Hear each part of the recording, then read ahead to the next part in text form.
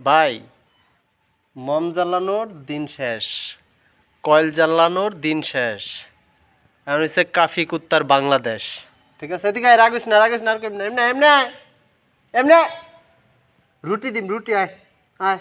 হ্যাঁ নেব।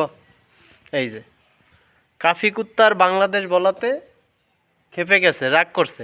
কারণ রাগ করিস না, দাঁড়া দাঁড়া, রুটি দিম রুটি। এই যে এই জায়গা দেখছেন, কাফির কথা শুনলেই কুত্তাও এখন পালায়। কারণ এতদিন ভণ্ডামি করছে কুত্তা লয়া, কুত্তার খাওন দেখাইছে কিন্তু খাওন দেয় নাই।